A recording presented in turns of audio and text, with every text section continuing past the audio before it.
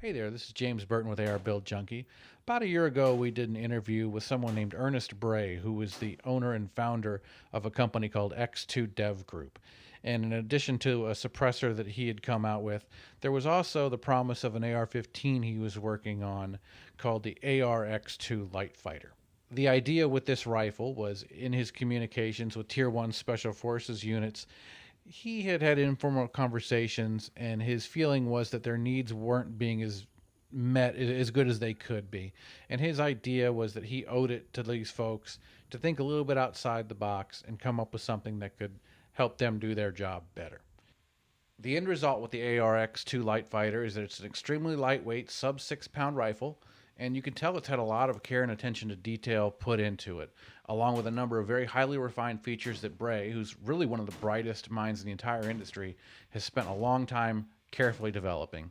And those features include a multi-function muzzle device, a nice quick detach handguard that isolates from the barrel and offers a lot of rigidity. There's a tunable fixed gas block on it. The barrel has a lot of surface cooling area on it at 16-inch 1 and 8 twist, and it's sub MOA. There's a flared mag well. It's got a great innovative charging handle on it. So Bray was kind enough to send one out to us to take a look at, and we took it to the range and put just over 500 rounds through it. And what you'll see next is just our visit to the range with some video that we took of it and a little bit more detail on some of the things that make this gun a little unique in the world of ARs. So just starting from the front, Bray had done a lot of work on a suppressor, and what he has here is what he calls the VF 18X true multifunction muzzle device. What this muzzle device does is it moves the gases through forward bypasses and it introduces a lot of microstructures into the mix that forces gases to repeatedly expand and compress. And each time it does this, Bray says what it creates is forward thrust. You get good recoil reduction, flash suppression, it's muzzle neutral, and offers a nice blast diversion all in one device. Moving on from the muzzle device, we have the barrel, which is a Trident barrel, which he says has 300% more surface cooling area. And I will say it did cool down very quickly, so there's something to that. It's a 16-inch barrel. It's about 1 pound and 4 ounces, and it shoots very, very accurately. Depending on the ammo you use, it can be a half OMA gun pretty easily. And he says this comes from understanding barrel harmonics, vibration, and the heating and cooling profile that he's come up with here. Attached to the barrel, we have a tunable fixed gas block, and this is something that you could take off by just loosening 2 dog-nose screws that engage with dog-nose sockets that are on the barrel itself. Comes with 3 customized regulating inserts with the firearm itself, and no matter your setup, whatever it involves, be that a suppressor, unsuppressed like we have here, light ammunition, or some hot ammo, the AR-X can be fine-tuned to deliver performance in whatever situation you find yourself in.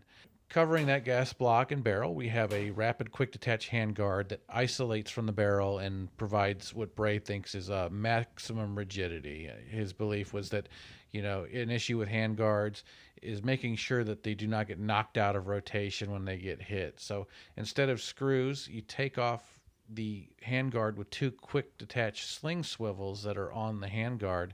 You just remove those with an included Allen wrench. They rotate right out, and then you can just slide the handguard straight off.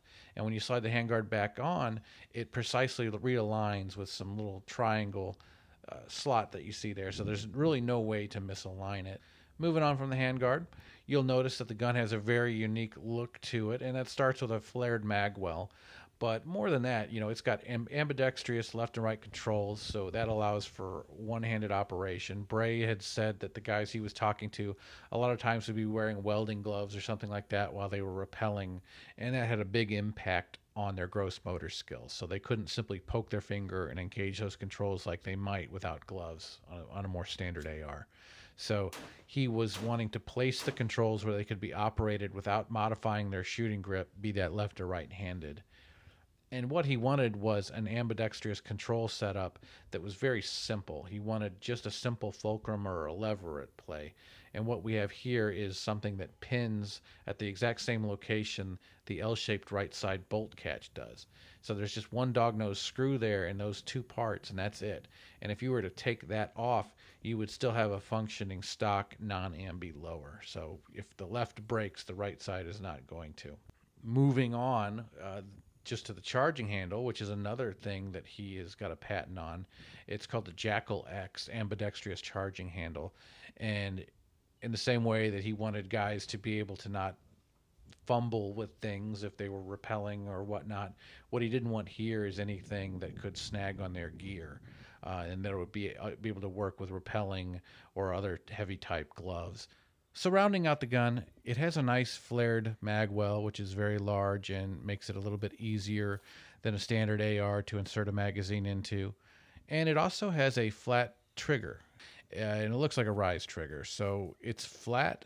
It's not one that I'm really used to shooting, but I did find it to be crisp and acceptable for what it was. So that is the gist of the X2 LightFighter. Bray spent a lot of time and effort making sure that this gun met the needs of those who he had spoken with. He wanted to do right by them. And I think at the end of the day, when you look at what he's created, I think he's done that.